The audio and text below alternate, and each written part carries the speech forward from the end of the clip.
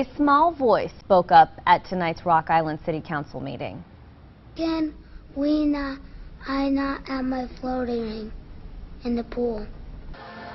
That is Gus Cleveland. He has been going to Whitewater Junction his entire life, and he has dwarfism, and his mom says he needs a swim ring to properly float in the water. She says they've never had a problem until the start of this season. That's when she was told the ring isn't Coast Guard compliant. Now she says it's turned into a month-long battle with the city. That's tonight's top story. Local 4's Tahera Rahman joins us in our studio with why park officials say it's for Gus's own protection. Tahera?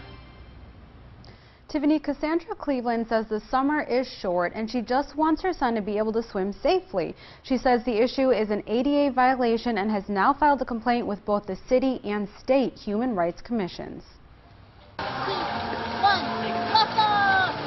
Gus Cleveland has been splashing at Whitewater Junction since he was just 10 days old. But on May 25th, things got complicated. He got in the water with his ring, and that's when we found out that they have a rule that they're only allowing U.S. Coast Guard approved life jackets.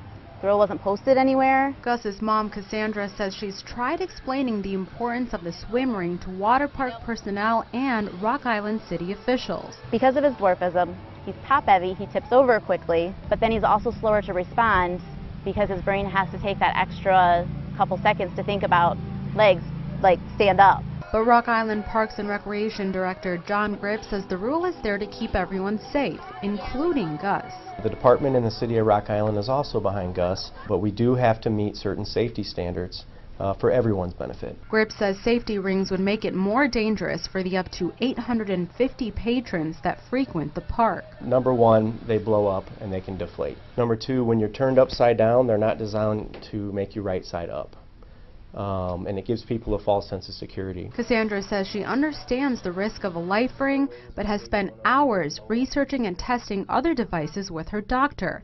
None work for her 5-year-old son. Either the weight was wrong, they wouldn't fit him, they were overly restrictive. Gripp says their policy against swim rings has always been there, but only loosely enforced until now. Cassandra says officials should be able to make an exception when it's medically necessary. ADA does require them to make reasonable accommodations to policies. Now, both Cassandra and Rock Island Parks officials presented their cases to aldermen at tonight's City Council meeting, but council members did not come to a resolution. The city manager says there's no time frame for when that might happen, if at all. In the studio, Tahera Rahman, Local 4 News. Tahera.